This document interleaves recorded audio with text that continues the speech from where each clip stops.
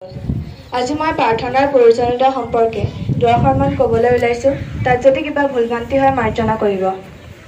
প্ৰাৰ্থনা হৈছে ঈশ্বৰ প্ৰাপ্তিৰ মাধ্যম, আত্মিক আহাৰ তথা মনৰ সন্তুষ্টি।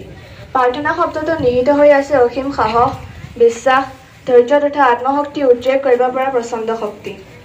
প্ৰাৰ্থনা বিশ্ব নিয়ন্ত্ৰণৰ সৈতে মনসংযোগ স্থাপনৰ একমাত্ৰ সুচল মাধ্যম।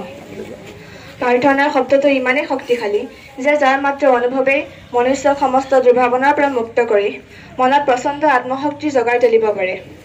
মহামানৱ মহাত্মা গান্ধীয়ে কৈছিল, "it is better to have a heart without words than words without a heart in prayer".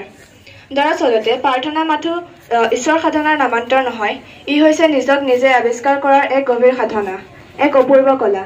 প্ৰাৰ্থনাৰ শক্তিয়ে মনুষ্যক উত্তৰণৰ স্বৰ্ণিল বা দেখুৱাবলৈ সক্ষম হৈছে। প্ৰাৰ্থনা বিচৰা নহয়, ই হৈছে আত্মাৰ আকাংক্ষা। প্ৰাৰ্থনা কৰিবৰ বাবে কোনো বিশাল পৰিভৰৰ প্ৰয়োজন নাই।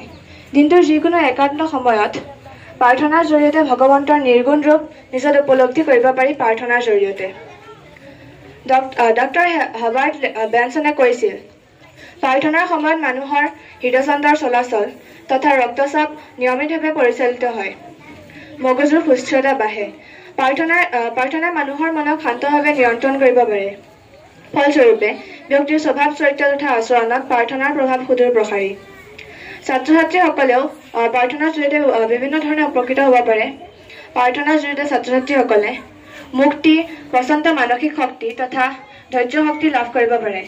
বিদ্যালয়ত দিনটোৰ কাৰ্যক্ৰমণিকা আৰম্ভ হোৱাৰ আগতেই প্ৰাৰ্থনা কৰা হয়। এই কাৰ্যই ছাত্ৰ ছাত্ৰীৰ মনক ধীৰ স্থিৰ বিনম্ৰ কৰাৰ সমান্তৰালকৈ কিছু সময় বাহ্যিকতাৰ পৰা দৃষ্টি আঁতৰাই একান্ত মনেৰে ভগৱন্তৰ সৈতে একাত্ম হৈ সুমতি আৰু সুজ্ঞান পাবলৈ কৰা আকুল আহ্বানে আধ্যাত্মিকভাৱে সবল কৰাৰ লগতে ধৈৰ্য শক্তি বৃদ্ধি কৰায়। প্ৰাৰ্থনাৰ জৰিয়তে শিক্ষক আৰু শিক্ষাৰ্থী উভয়ৰে মন সতেজ, সজাগ তথা শিক্ষা গ্ৰহণৰ প্ৰতি আগ্ৰহী হৈ পৰে। আজি একবিংশ শতিকাৰ বিজ্ঞান আৰু প্ৰযুক্তিবিদ্যা সফলতাৰ শীৰ্ষত আৰোহণ কৰাৰ সময়ত মানৱ জাতি অধিক ব্যস্ত আৰু আত্মকেন্দ্ৰিক হ'বলৈ ধৰিছে। ইয়াৰ পৰিৱৰ্তে হেৰুৱাবলৈ ধৰিছে আত্মীয়তাৰ সুবাস তথা মানৱীয় প্ৰমূল্যবোধ। এনে ক্ষেত্ৰত প্ৰাৰ্থনাৰ পবিত্ৰতাইহে মানুহৰ মনত নিস্বাৰ্থ ভাৱ তথা মানৱীয়তা সঞ্চাৰ কৰিব পাৰে। সেয়েহে প্ৰাৰ্থনা হৈছে সমগ্ৰ মানৱ সভ্যতাৰ বাবে এক অপৰিহাৰ্য অংগ। ইয়াকে কৈ মই মোৰ বক্তব্য সামৰণি মাৰিছোঁ।